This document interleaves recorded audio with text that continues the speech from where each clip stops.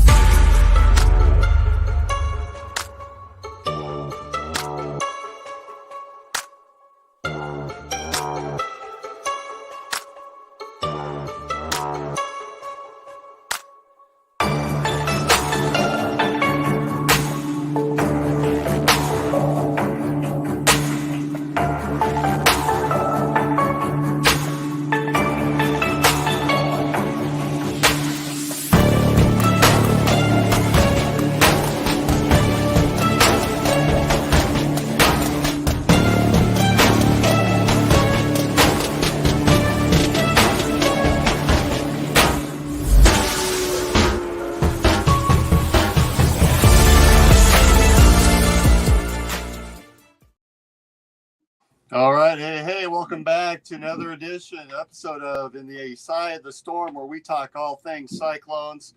I'm here, Dave Larson, with my Storm team partners, Cyclone greats Brent Curvey and Marcus Fiver. How you guys doing? What up? Doing great, Doing my good, man. How doing about well. yourself? Hey, I'm awesome. I'm really excited to be here. Wishing the former co-host George Trice, who's elected to focus more of his energies on the Jack Trice Foundation, which we all support.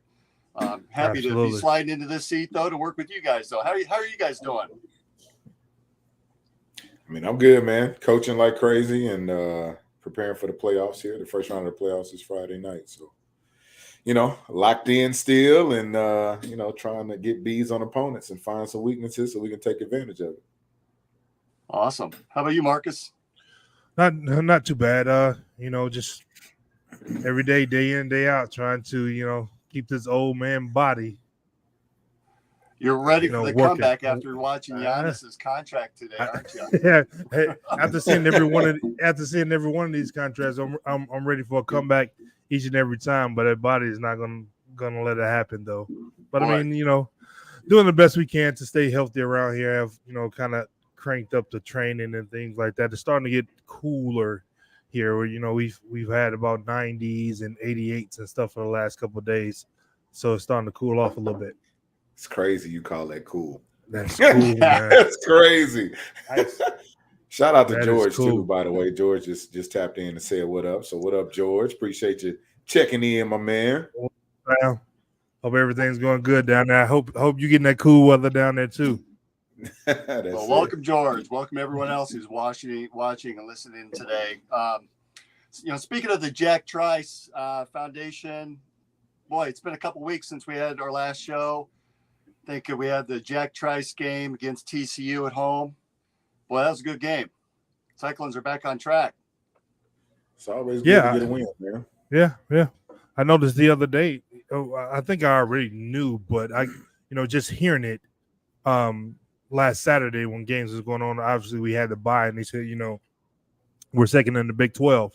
I was like, well, that sounds pretty damn good, Right. Considering, how we got off the season, started off and everything like that. And you always like, man, I mean, something like George said, every time we start off good at the beginning of the year, then we get into the Big 12 and, hit the slide. So when we start off bad, we have better luck in the Big 12. So hopefully we can keep riding that and, continue to get better. These guys are starting to figure it out a little bit. Rocco is starting to settle in, make the right reads and things like that. And it's been exciting to see. I'm saying, man, I called it early. Like, give them 4 or 5 games, let them figure it out. Because that's football, man. It's a learning curve with any job you have. It takes time to figure some stuff out. Young dudes finally figure out how quick the game moves. Well, then they start to step up. There's no more guessing where I'm supposed to be. There's no more, well, if I see this, what should I do?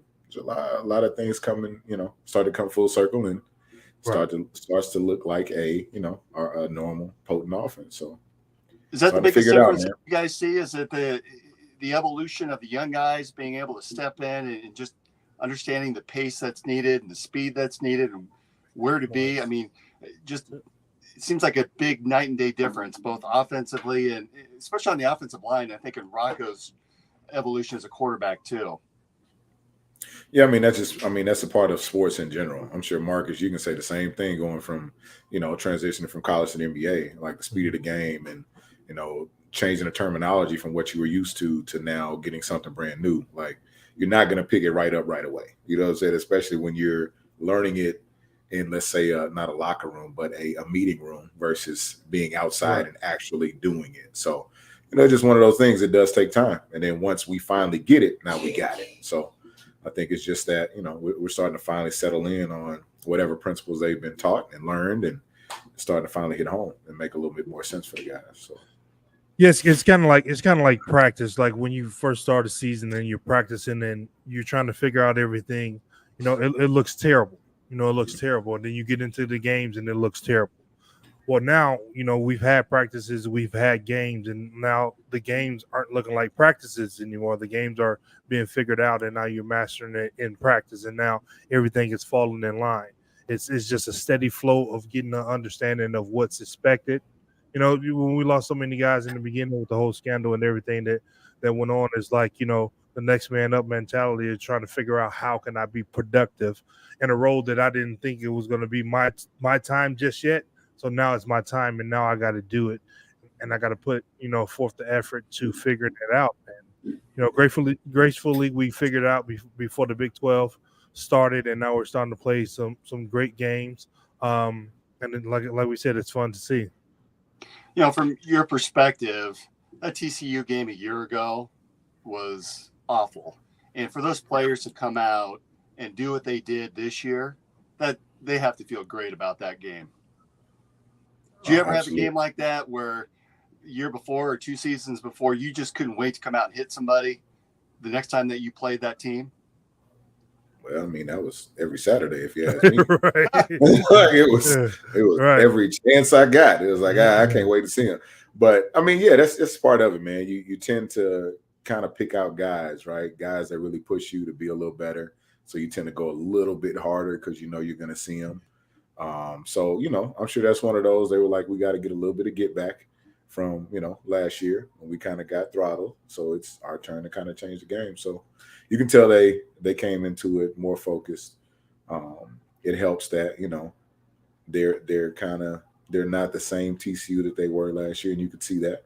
But they did what they were supposed to do. They took advantage of every opportunity they had and, handled business. And for me in basketball, we had more games. So if it was a bad game or a team that was, better than us at that time, it was the next practice for me.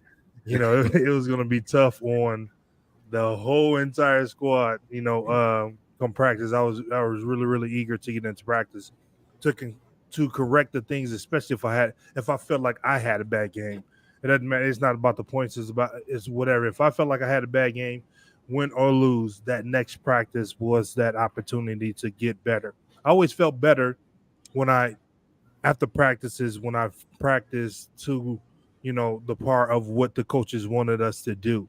Not necessarily the games. We work so hard and we prepare so hard in practice that, once you get to the games, it should be an easier road for you. But the practice time was the funnest time for me, and we went on for hours and hours. And it's the camaraderie of the sport and actually playing the game in practice is what made it fun. The game is going to last however long, but in practice, getting more reps, getting better, seeing you getting better with your brothers and things like that was always the best thing for me.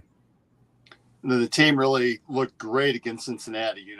When they came out and did a fake field goal for the first down. Man, that was awesome to see. That was huge. And Contreras came through there, and I tell you what, when I first saw that, I thought, did Paul Rhodes show up? Because that was a Rhodes move, He was one that would usually come out, or some of those McCarney games, you'd have a trick play all of a sudden, and we haven't seen a lot of that out of Matt Campbell. So that was fun to see. And I knew we're in it today. We're in it to win. It's same thing. Like, we can't do trick plays and we can't do the main stuff, right? Like, I don't want to bring any of that stuff out until I know we're comfortable in our normal, right? So that's part of it. You'll start to see, I'm sure, more evolution within them because guys are starting to get comfortable, and that helps change play calls and gameplay altogether and how you manage the game too. So guys will start seeing things a little bit better and probably be a lot more trickery down the line. Hey, whatever works. Whatever works. That's right. If we can get a little advantage, that the object of the game is to have more points than the other team. So if it's 1 point, 2 points, if we can give us 3 points ahead to get the victory, I'm all for it. Now we're starting to seem to be rolling into things. Jake Remsburg had an appearance against Cincinnati. I'm sure we'll see more of him with the offensive line. Things seem to really be molding into shape for this team. Yeah, for sure. It's always good to see, man. I'm sure he's happy to be back, and and anytime guys come back from injury, we call everybody fresh legs. So he's got some fresh legs and less miles this season, so that should bode well for us later on. Right. Are we bowl bound? Oh yeah, I'd say so. What we got? 2 more. What are we? 4 and 3. What's our record? 4 and 2, 4 and 3. 4 and 3. 4 and 3. So I looked this up. We've got games at Baylor. That's this weekend, 2:30. We got a home game against KU. We get to go out to BYU. Another home game against Texas. And I can't wait to play that game. And then at Kansas State. Yeah, we bowl bound in my eyes. Marcus? Yeah. Hey, I'm excited about it. The way the season started off in the beginning, we were like, we don't know where we're going to go with this. And especially, the way the game in Ohio looked, the way, the Iowa game looked, we knew it was early, but we know that the 12 gets tougher, but again, we put together these strings of games. Being a team like TCU has really gave them some momentum. Has really, put it in their mind that we can really do this. And if how many we need? 1 more to be bowl bound? 2. 2 more? 2? Yep. So I see us getting at least 2 more, maybe 3, before the end of the season. And, let's roll this thing on out. Sign me up for that. No doubt about it. What'd you guys think of the Trice uniforms? Those look sick or what? Oh man, I'm still waiting for a jersey. I like those things, man. I was asking George how can I get my hands on one? I like them, man. I want one to frame and just keep it here. It was cool. I like the throwbacks, man. It was pretty smooth little homage to Jack Trice too. There was a bit of some trolling about the pants because the pants kind of looked like nude. They was first great. Looked at them. When you first looked at them, they was kind of like, and I saw it on something random on Instagram, and so I went on and I commented and gave them a whole backstory of what's where those jerseys come from and the uniforms and yada yada and all of that. They wasn't trying to hear that. They was trying to they said, man, but the guys look like they're nude out there, right? I mean, and you get it, but that's probably back then it didn't look like that. Now different material, better material, stuff like that. We got the cameras and stuff like that. It was when I first saw it, I was kind of like, and then I recognized it a little bit more, and I was like, this game looks familiar. I was like, oh, that's our game. And so let me get into the comments. Let them know what's going on. Yeah, they had the. All right, so I think go back like to your some worst playing uni days. thing. What were your favorite uniforms? You talking to me or Marcus? Yeah, both of you. I'll let you. Do you have a favorite, whether it's a Cyclone jersey, or is there a uniform that boy you want to play in today if you had a chance? In college or pros or just We'll go college in general. We'll go college. I've always liked Ohio State colors, just the cleanness of it all, just how the red and the white are. I don't know if it's red or they call it crimson or scarlet or whatever color that they call it, but I've always been a big Ohio State fan. And then they got a little silver in there. So their football jersey, their football team is always on TV and things like that. So I've always liked, them and University of Michigan. I'm originally from Detroit. If it wasn't Iowa State, it probably would have been Michigan. But I've always liked, the yellow and the blue of the Wolverines as well. So probably those two have always been my favorite. I know University of Michigan and Ohio State University wouldn't like to hear that. Two of these rivals are two of my favorite football jerseys. But, football being my favorite sport, I've always liked those two. And being from, the state of Michigan, I always seen the rivalry between those two. So that's probably why. Yeah, look better Cardinal and gold, though. Oh, absolutely. Absolutely. What about you, Brent? Man. Did you have a chance to play in those throwbacks? I'm trying to remember the year that they had those, the Culbertson, Shaggy field goal year. I was gone. Okay. I graduated. I left that the year before. But yeah, I didn't get throwbacks. We were pretty much KC Chiefs colors when I was there. I got so I mean, those units were cool. They we were pretty much the Chiefs. Like they piped those colors down a whole lot. Yeah, because it was some blue. There was that tertiary blue in there with the. My freshman year, we had a whole yellow jersey. Yeah. My freshman year, we had yellow jerseys. Like that was one of the home jerseys. That was the home jersey. You like the whole yellow jersey, and you can see very small amount of the red and white on it, but they were, and then whatever material they was, boy, it was sticking to you like it was saran wrap. Yeah, that was my freshman year. Stacey came in my sophomore year, and we went Adidas, and the jerseys got a whole lot better. Got a whole lot better. So was y'all Russell first year? It was Russell. It was Russell. That's it. I just got to hop in here because I've always thought that this would look cool. I mocked this up the other day. Don't tell me it's those yellow jerseys. Nope. Tell me that doesn't look fun. Yeah. Sign me up. That is dope. See, I want one of those helmets too. Is my favorite Iowa State logo. I'm not a huge fan of the I State. I love the swirling sigh. Yeah, that one was my sophomore year. Is when that logo came. Yep, that's my favorite. That's a logo I played like that. And that's when Larry brought in those Navy jerseys and they didn't go. Oh, I still say we can go back to swirling sigh, change the navy blue to a dark gray, and it would look sick. Oh yeah, I really like that. Yeah, absolutely. So did y'all see Cy Kelsey the other day? Travis Kelsey showed up to media day wearing the Cyclone logo or the Cyclone head mascot. Yeah, Cincinnati. He must have bet Purdy, and we beat Cincinnati, so had to wear those size head there to media day or whatever. It's kind of dope, man. Everybody was tagging Travis Kelsey and all of that. I'm sure that wasn't fun for him because Cyclone fans came out of everywhere. I'm sure to comment on that puppy. Yeah. What do you guys think of making this the Jack Trice game an annual event where the team comes out in the uniforms and celebrates Jack Trice? Absolutely, of course. Yeah, I mean, sure. Why not? Why not? Yeah. For everything that his name stands for the university, athletics, and the ultimate sacrifice that he, gave in order to be a student athlete at Iowa State University. Of course. Yeah. I mean, I honestly, in talking to George, I think part of his idea was to get a jersey. Somebody wears 37.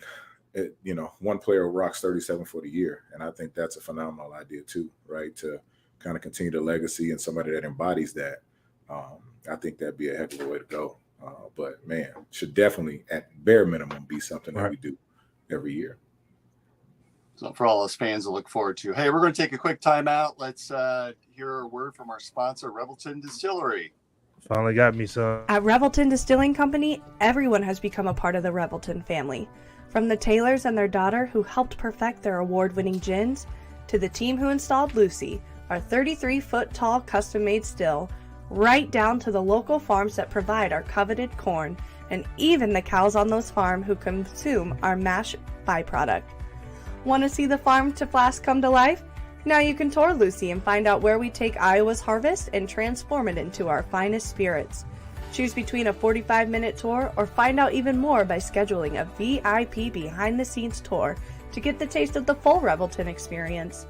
You can visit them at 1400 West Clay Street in Osceola, Iowa, or find all of Revelton's award-winning spirits at any local grocery or spirits retailer.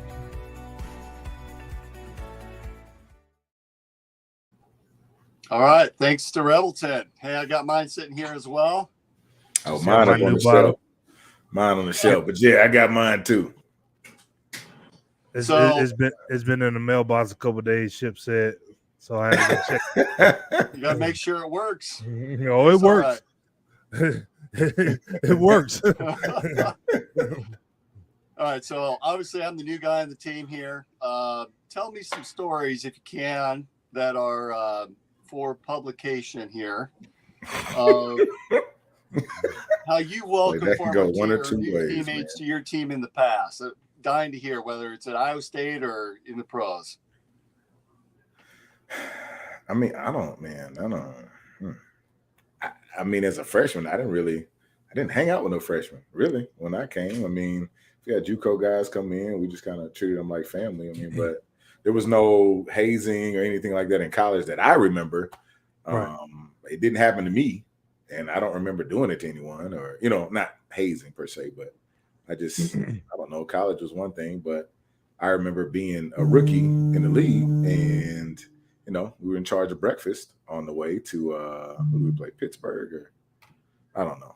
But myself and my roommate, Rondell Biggs, who played at Michigan, ironically, he liked the Michigan uniforms, but we were in charge of the D-line breakfast. And, man, it was some of the weirdest stuff. You talking like, you know how it goes. Like the old vets are gonna, I need just whatever reason. I want 2 extra patties and I want extra 1 sausage link, 2 strips of bacon, not 3, just 2. Like it was so crazy, and we damn near missed a plane because it was across town, and we had to be at the airport at a certain time. So we flying in and we, running through not the tarmac because we had like a special spot that we on the plane, but we running through that joker with bags of food.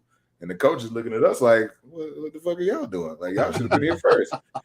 But, the joys of being a rookie, man, you gotta pay your dues. Like, you gotta pay your dues, man. Right. And for me, pretty much the same way. I mean, Iowa State, Iowa State is a different university. We know there's a lot of things that may go on in a lot of other places, but, I mean, we just don't get down like that. We get down to business, being student athletes. We're not trying to do anything to get anybody hurt or anything like that. So we just going to practice, going to work and things like that. But when I got to the pros, fortunately, I guess for me, I was drafted with, I think, 5 to 6 other rookies, maybe 7. And you're the first rounder too. Yeah, but the vets on the team, 3 of them had got drafted the year before me. And I think the oldest guy on the team at the time was Freddie. And I think Fred was like 26, 27. So we didn't have any like old vets that, wanted to play tricks and things like that on us, And then it was right near September 11 and things like that. So you couldn't do anything with you. You had to carry your own bag. You couldn't, deliver bags to people's rooms and stuff like that. So pretty much for me, we had it easy. We didn't have to get any breakfast or anything like that. Maybe if donuts or something like that, just to have in the area. And so then after my rookie year, that second year, I wasn't going to do, to the rookies that was coming in what wasn't done to me. So it just, pretty much trickled down the same old way. But then after a couple of years, we got, Charles Oakley and Antonio Davis and Scottie Pippen. Yeah. And then that set of rookies was really, really going through the gamut of things, like come pick me up, to get on the plane when you got your own car, that type stuff, just making it really, really hard for them. So for us, it was easy. For those next couple of guys, when we got those real super vets, Jalen Rose and Travis Best, and those guys came in, it was a little bit different, especially on the road. Oh, yeah. Especially on the road. Those hotel tabs was a little different. Like I didn't get my hair washed at the spa. Well, nobody did. Well, somebody did. When somebody paying for it. Right. So that happened a few times. Oh yeah. You just looked at your credit card bill. What? Where did this come from? You didn't even have to look at your credit card bill, because if it was on your room tab, like if you didn't pay, I mean, it's not like the team don't know who was in that room. Right. They got ways of taking it out of your check. It's that simple. Like you don't in the league, you don't pay for tickets or anything like that. You just tell them how many they need. They know it's not like they don't know who your employee is. They don't know where it's not coming. They don't get it. So you'll get the invoice at the end of the month with what your tab was. Simple as that. Nice. Oh man, that's so true. I forgot. That's it. About those things. Yeah. So we're a couple weeks away now from Big 12 basketball season kicking in high gear with the Cyclones. I see that they media day, I think they're ranked number 7 in the conference. Does that feel about right to you guys? Ooh.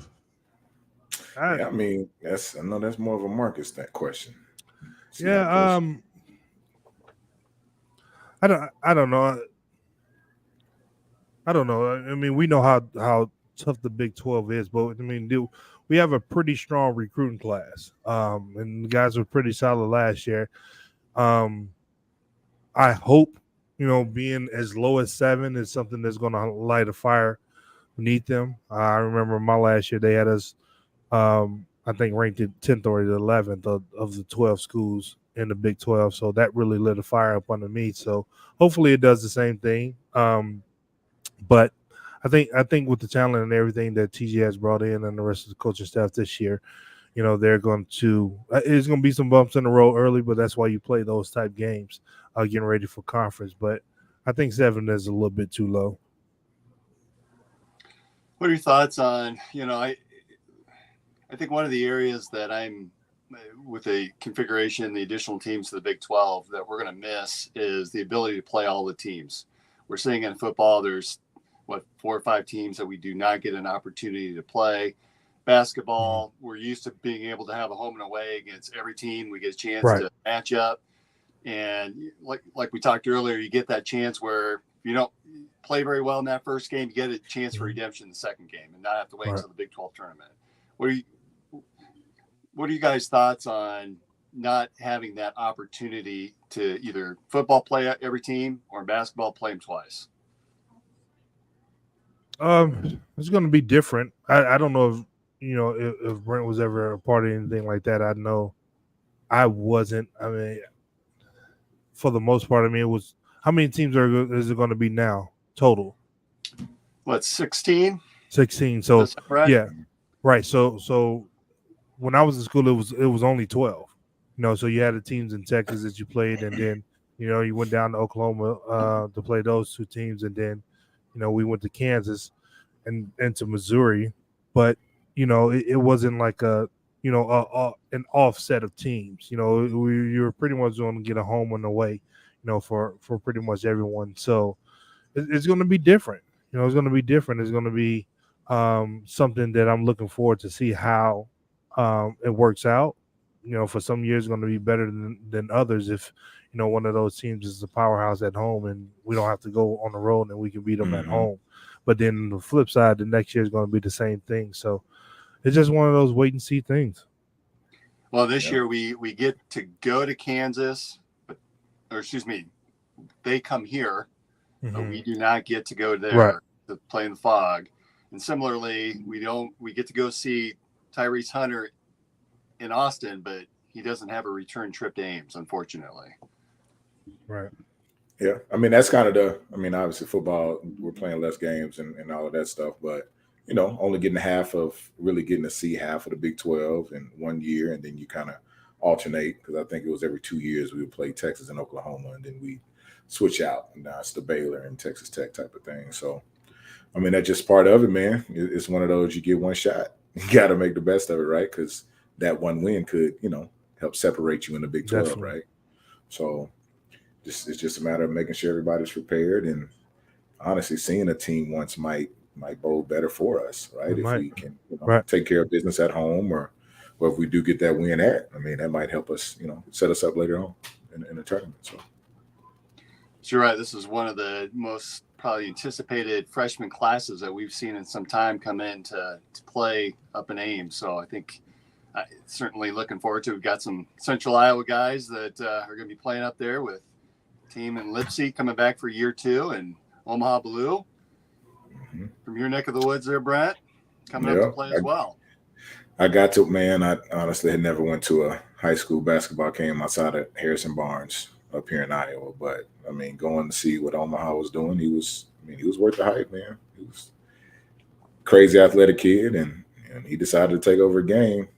He could take it over. So, super cool to see. But his athleticism will be huge for what Iowa State is doing, especially on the defensive side. So, really honing in on defense for him is going to be a major plus for us because the kid is crazy athletic, man.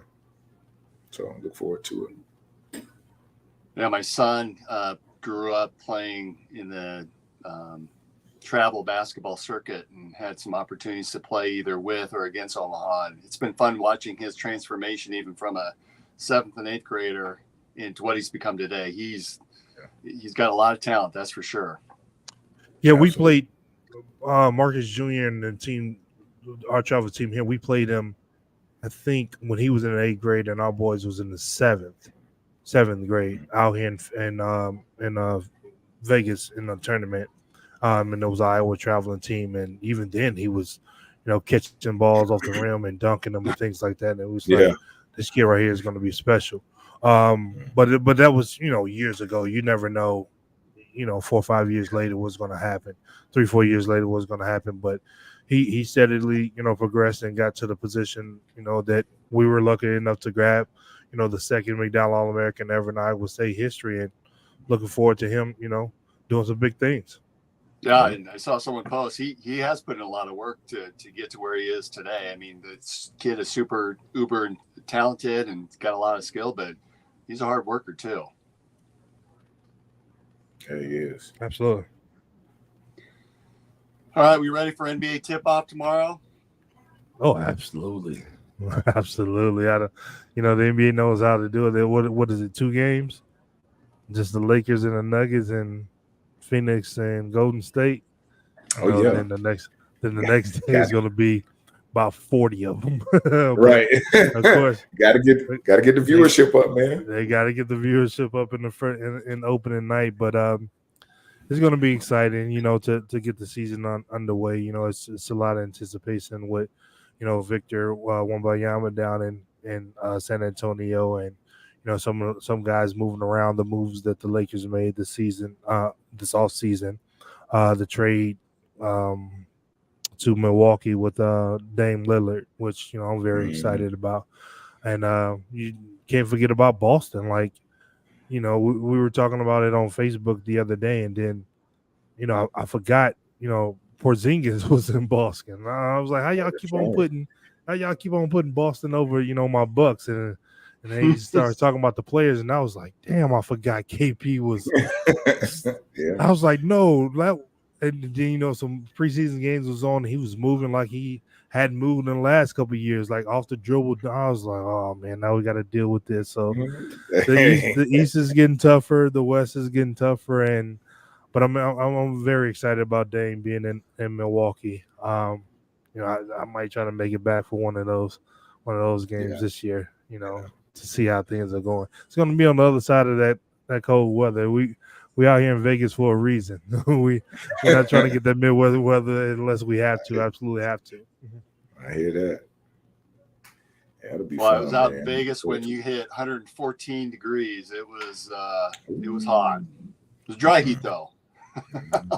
Yeah, and for us, we go through those spells of 110, 112, 114, 117 for weeks. And then when it goes down to like 105 or 100, people are like, oh, it's hot out there. And we like, man, that breeze is going down from like that 14, 15 degrees is crazy in terms of how hot and how much cooler it is. And like now, we have the patio door open. It's about, 77, 75, and it's a nice cool breeze out there. And then once it, the daytime when it's 88, 90, like Brent said to a lot of people, that's hot, but us, it's like, that's a breath of fresh air to get that type of weather going on right now. Hopefully it stays. That's it. So as we start to wrap, did you all see the new wrestling facility that's being put in where the Iowa Tech field house is? No. Yeah, Jamie Pollard released some renditions yesterday that they're going to go in. Real quick. Oh, wow. Awesome. Thanks, Ship. So they're going to go in, and I think it's a $20 million renovation of the field house and turning it into a wrestling practice facility, which really looks sharp if you get a chance to take a look at it. Yeah, I would definitely. I was in school where they used to call him 1,000,000. That Sanderson kid, he was something tough. He was something like, he had me in the stands sitting up there watching, those matches. And where is this? Oh, that's tough. Yeah, so this is the All Iowa Tech field house, and I think by reading the media reports, should be ready by 2025. What? So did they take it over? Right. So I don't think that there's been a purchase made yet, but Jamie Pollard felt pretty good about it. It seems inevitable that it's going to happen. But this is that facility that's right across the parking lot from the basketball facility. Right next door. Is the Tech not there anymore? I mean, what's going on with them? Well, I'm not sure. My assumption is that they're building a new facility in that Kettlestone district in Waukee that's supposed to have 12 courts. And Brent, you might know more about that than I do, but my guess is they're building that and then probably selling this hand in hand with one another. Yeah. I mean, I know I'm familiar with where the area is, but I guess I didn't know that was being built out here. There's so much going up in Waukee right now. It's crazy. Yeah. Marcus, were they building the Sukup when you were there? No. It was nothing. It was nothing out there. We practiced whenever he wanted to punish us. We went to state gym. But mostly we would either be at the Forker or at the Hilton. And we hated at the Hilton because you practicing on the regulation size field. You don't want to do that. I mean, you want to get into a practice gym, which is a smaller gym. The court is smaller. But mainly it was probably at the Forker. Not that many times at the state gym. Back then, the state gym rims had the plexiglass at the top, but it had the like the wood at the bottom with the rim was on. So I was in there trying to break them every single time. You're talking about ball bouncing up to the ceiling. It doesn't matter. I was trying to break them to get out of there. It was cold in the building, and we just didn't want to be in there. I try to break them every single time, but no, we didn't get a lot of practicing in there. But where the whole practice facility and where that building is and things like that now, I think it's a bowling alley and stuff over there. Like I don't know the name of that street right beside it, but there's some apartments. One of my best friends, Tom Watkins, and his girlfriend lived over there in those apartments. Like that was the end of everything. Back then, you had towers, and then you had those apartments, and those apartments seemed like they were in Des Moines from Iowa State to how far they, seemed.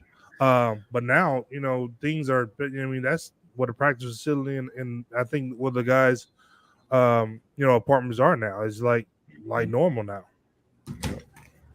Well, it's been incredible to watch all the enhancements that Jamie Pollard has put into place for all of the different programs. So it's right. This is impressive to see this new wrestling facility take shape, and you look at basketball and now what they're doing down at the stadium. It's just it's night and day difference. Right, it is. Mm-hmm. I like what, again, football being my favorite sport. When I come back, I used to always be around the Jake and walking about what they've done to it now.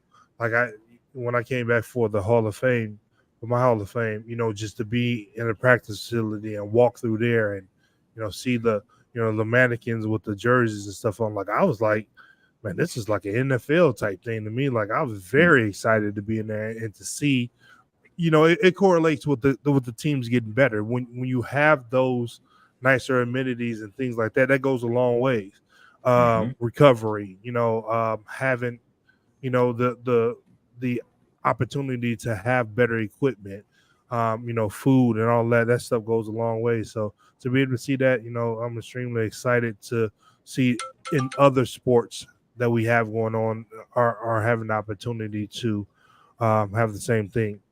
Who is the coach of the wrestling team? I don't know. Kevin Dressler. Kevin Dressler came from Virginia, maybe 3-4 years ago. Okay. Yeah, very excited about that. All right, last question of the night for you, fellas. Flag football in the Olympics. Are you in? Go ahead, baby.